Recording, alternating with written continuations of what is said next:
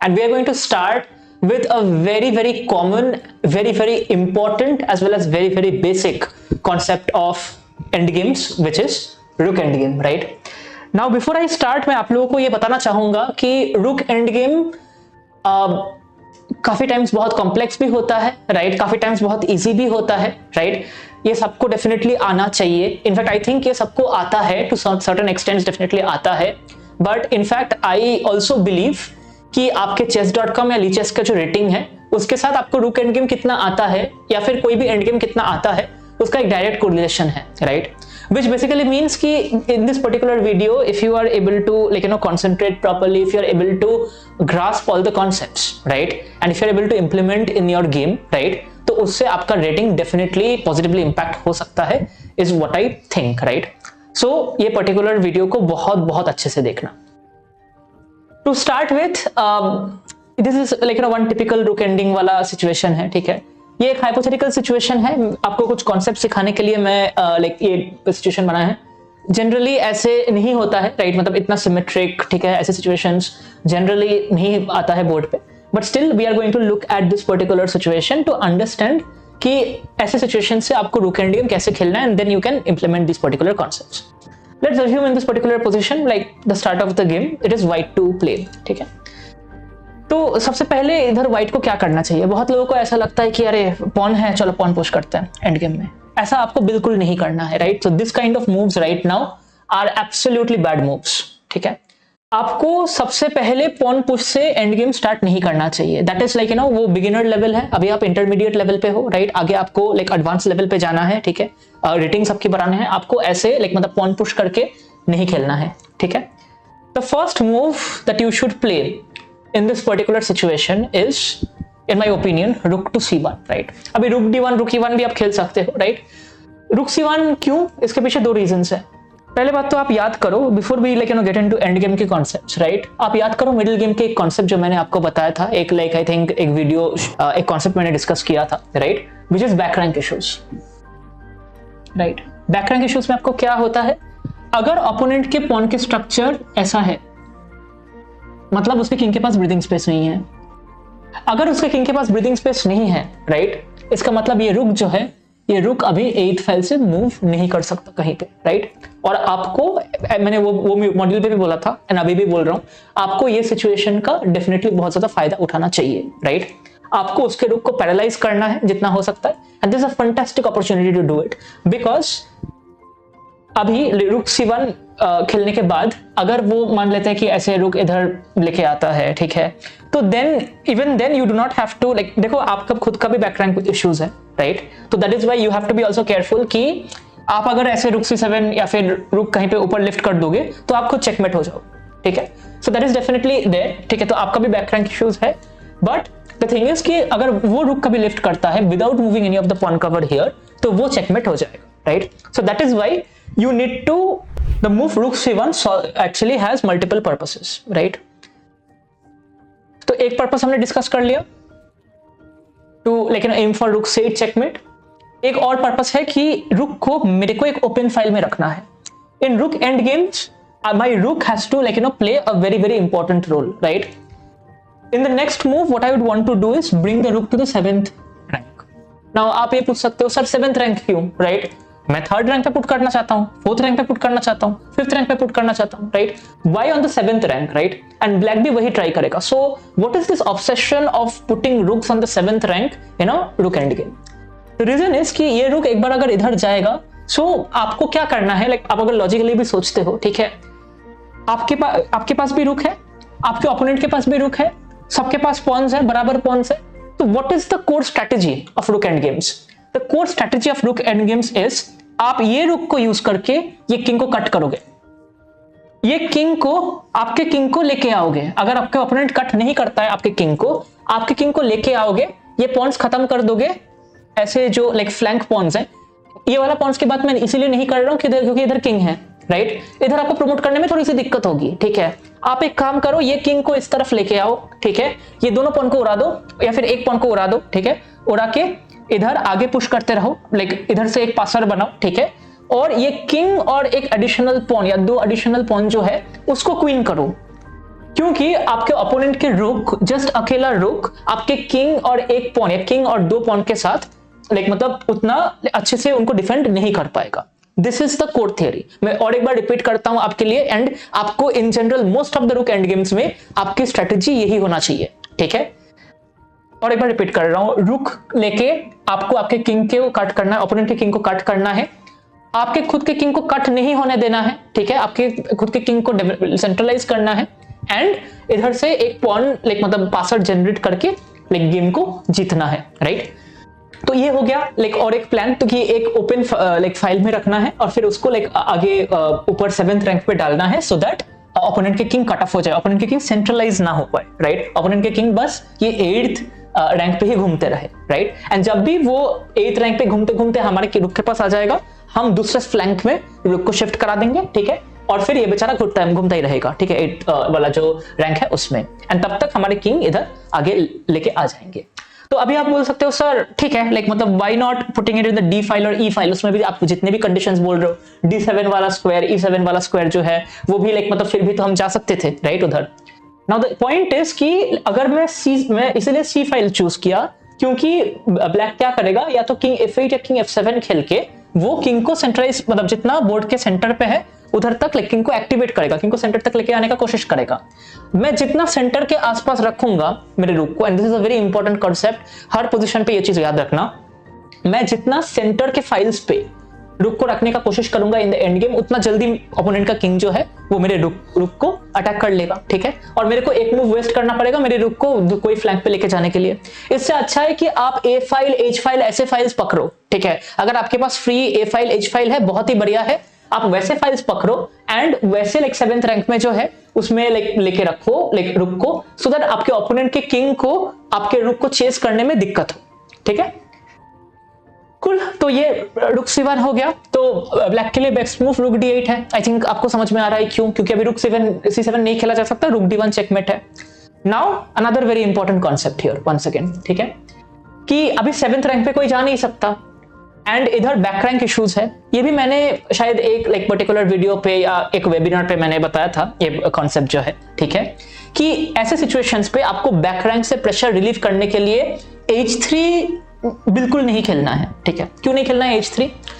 आप तो बोलोगे सर आप तो बैक रैंक इश्यूज रिलीव करने के लिए जो ओपनिंग्स में H3 वगैरह आप बहुत ज्यादा प्रेफर करते हो, राइट। H3 से आपका किंग का जो ब्रीदिंग स्पेस बनेगा वो किस तरफ बनेगा? बोर्ड के उल्टा साइड पे बनेगा। आप वो नहीं चाहते हो, आप चाहते हो लेकिन रुक एंड गेम्स आपके किंग जितना हो सकता है बोर्ड के सेंटर पे आए, which is why the correct move to play here is F3, right? क्योंकि अभी आपका किंग जो है वो diagonally सेंटर की तरफ आ सकते हैं। So that is why right now white should play F3, black can play F6 with a very similar idea कि black के किंग भी जो है वो सेंटर की तरफ थोड़ा बहुत आ पाए, एंड बैक रैंक इश्यूज अभी नहीं है।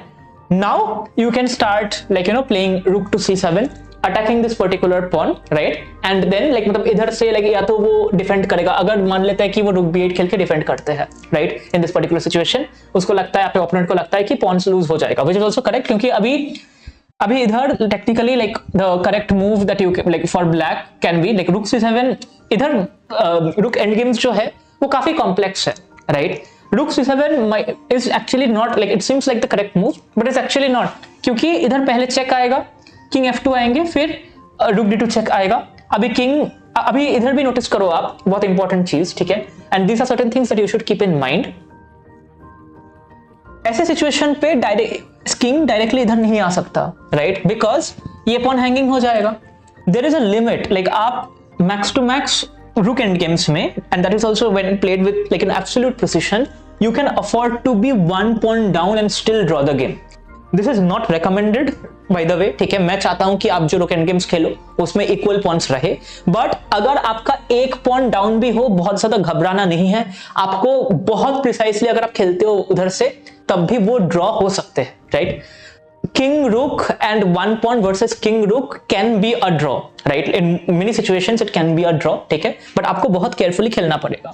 Coming to this particular position, अगर आप King E3 खेलते हो, अगर आप सेंटर में लेके जाना चाहते हो, आपका ये पॉन भी हैंग कर जाएगा, ये पॉन ऑलरेडी हैंगिंग है, ठीक है।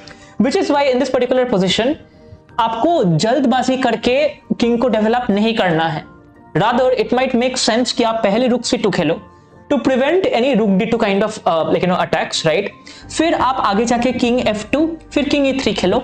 एक बार आपका किंग e3 तक आ जाए एटलीस्ट, तो फिर ये रूक d2 वाला अटैक जो है, तो ये रूक को इधर बैठ के इसको डिफेंड करने की जरूरत नहीं है, राइट।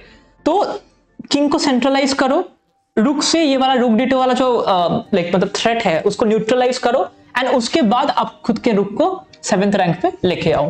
ब्लैक भी वही ट्राई करेगा, and that is exactly why अगर दोनों के पास अच्छे कॉन्सेप्ट्स है, राइट, दोनों white and black in this particular position अगर उनको रुक एंड गेम्स अच्छे से आते हैं, तो then they are also going to develop their king, right? The only difference here, and that is why rook c1 was a better move, right, than rook d8, is कि अभी black के king जो है, right, वो e6 में आके भी ये c7 स्क्वायर को डिफेंड नहीं कर सकता, which means black might need to invest an additional move to figure out कि ये c7 स्क्वायर को कैसे डिफेंड करना है, रुक इधर जाके नहीं बैठ पाए, ठीक है, एंड देन ओनली दिस रूक कैन बी फ्री, क्योंकि अभी वो भी रूक d7 खेलने का सोचेगा, राइट, फिर किंग को इधर लाएगा, so it will take more time for black to defend this particular square. अभी मैं even if I am not playing it out on the board, कुछ जनरल कॉन्सेप्ट्स भी बताना चाहूंगा which are very important, right? And again, I'm not sure कि कैसे ये play out करेगा in the actual matches, but ये चीज आपको ध्यान में रखना चाहिए, right? तो अगर मान लो कि let's say कि अगर आपके पास एक फ्लैंक पासर है, ठीक है, तो अब ये बहुत टाइम पे होता है कि फ्लैंक पासर को आप प्रमोट कैसे करोगे। अगेन वेरी इंपॉर्टेंट, रुक एंड गेम्स में आपको थोड़ा सा दिमाग लगा के, थोड़ा सा कंसेप्ट लगा के खेलना है। आपको right from the start a4 कर पुश करके खेलना नहीं है, ठीक है। अगर आप ऐसे करोगे आपका बहुत जल्दी, जैसे कि रुक d2 खेल के, या फिर आपके ओपोनेंट, तो द रूल हियर इज कि अगर मैं मेरे पास पासर है, ठीक है, मेरा रुक a1 पे होना चाहिए। If I have a passer, my rook should be directly supporting it, right, that is what is going to give the best results. अगर मेरा पासर है, तो मेरे ओपोनेंट को क्या करना चाहिए, मेरे ओपोनेंट को इधर आके इधर से ये रुक ये जो पासर है उसके पीछे से, राइट, सो द रुक शुड बी हियर, ब्लैक रुक should be here technically, and white rook should be here, and obviously you can understand if the white rook is here, the black rook cannot be behind this particular pawn, passed pawn, ठीक है। But generally ये बहुत ही symmetric position था, तो इसलिए आपको दिख रहा है कि इजीली रुक a1 खेला जा सकता है, right, in this particular position. And to be very honest, यहाँ पे अगर आप 7th रैंक डिफेंड करना जाते हो, ठीक है, अगर जाते हो, you will simply lose the pawn race. और एक बार आपको याद दिला देता हूं एक इंपॉर्टेंट कॉन्सेप्ट जो हमने काफी टाइम्स डिस्कस किया है पहले, आई एम श्योर, ठीक है, बट यहाँ पे पॉन पुश करने के पहले आपको क्या सोचना चाहिए, बिकॉज आपके रुक ऑलरेडी पास पॉन के पीछे है, आपको मैजिक स्क्वायर ड्रॉ करना चाहिए। ये तो डेफिनेटली आपको आता है, ये आपका मैजिक स्क्वायर बन गया।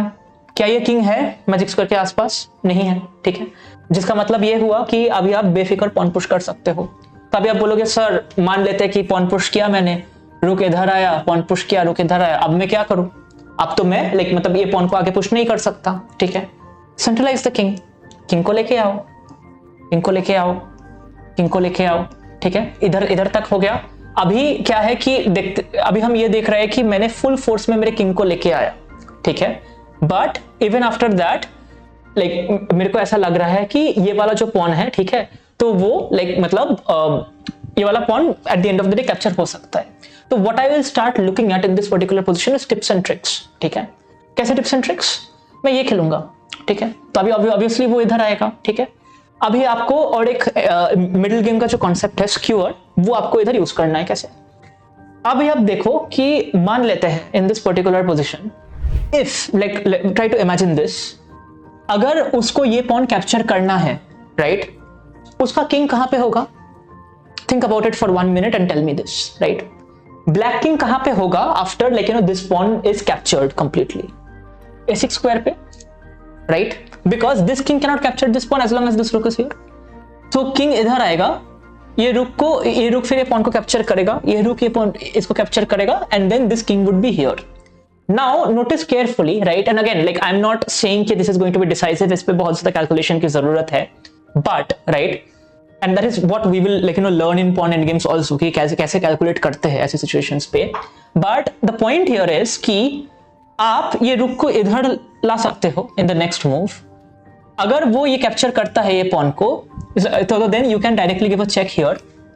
Now this is a skewered, right? But the only point is that this rook is not completely lost. This king can go to b7. You can capture this rook. This king can capture and king a6 पे आ जाएगा. You start running towards these pawns, right? पर उसको ने f6 खेला था. The reason why ऐसे एक pawn structure solid होता है, barring back rank issues तो definitely दिक्कत देता ही है, right? But जब भी वो ऐसे एक cavity create करता है pawn structure में, you can start running here and start picking up pawns. Okay. Also, you can do it with a mix of pushing these pawns forward so that आपके opponent, क्योंकि आपके opponent के पास भी ये same तरीका होगा, right? King जब इधर जाएगा, king इधर आएगा, king जब इधर जाएगा, king इधर आएगा, ठीक है? So there is going to be a race and ये देखना पड़ेगा, ये आपको calculate करना पड़ेगा तब कि कौन कितना pawn पहले मतलब capture कर रहे हैं, and you need to do this calculation right when you start moving your king here, right? एक बार आपने मूव कर लिया, एक बार आपने मतलब इधर तक मूव कर लिया, उसके बाद अगर आप सोचते हो तो ब्लैक का किंग ऑलरेडी घुस चुका है इधर, राइट? तब हार जाओगे. इसीलिए पॉन एंड गेम्स डिसाइसिव होते हैं, राइट? आपको बहुत प्रिसाइज होना है ऐसे सिचुएशंस पे कि you will be able to capture all the pawns and promote a passer here before your opponent can capture all the pawns here. But this is how you need to generally play. मैं एक बार आपको खेल के दिखा देता हूं, ठीक है? यहां पे मैं रूक e1 खेलता, राइट? क्योंकि मेरे को पता है कि वो कैप्चर करेगा ना, आई नो कि वो ये पॉन कैप्चर करेगा. I am trying to identify कि ये पॉन को मैं सैक्रिफाइस काइंड ऑफ करके how can I get a positional advantage with my king, right, which can capture the rest of the pawns. ठीक है, तो मैं इधर चेक देने वाला हूं, उसको जाना ही पड़ेगा पीछे, ये and then king d5 followed by king e6, king f7, capturing this pawns and depending on where black king is here, right, I'll start pushing some of my flank pawns here so that मैं h7 मारने के बाद तब तक जब वो ये Pond's capture कर रहे हैं तब तक मेरा पॉन ऑलमोस्ट क्वीन हो जाए and ultimately I will win the game by queening this particular pawn. तो आई होप आपको कुछ बहुत ही इंपॉर्टेंट कॉन्सेप्ट समझ में आया रूक एंड गेम्स में. Rook end game, to be very honest, is a very evolving field, right? I try कि अगर आप लोगों को रिक्वायरमेंट्स हो आगे जाके, इफ आई फाइंड आउट कि आपको ऐसा कोई गेम्स आया है, ठीक है, it's very very big literature. रूक एंड गेम्स के ऊपर ही खुद एक मॉड्यूल बनाया जा सकता है. अगर आपको और मतलब कुछ भी डाउट्स हो, ठीक है, कुछ भी क्वेश्चंस हो रिगार्डिंग रूक एंड गेम्स, एक पोजीशन है जो आपको समझ में नहीं आ रहा है कैसे खेलना चाहिए एज व्हाइट एज और black in rook end games, please let me know. I will be more than happy to help you out. I hope you really like this video and आपको बहुत ज्यादा फायदा होगा अगर आप ये जो कॉन्सेप्ट्स हमने जो डिस्कस किया है अभी वो आप आपके गेम में इंप्लीमेंट कर पाओ. Thank you so much. We will meet again in another video.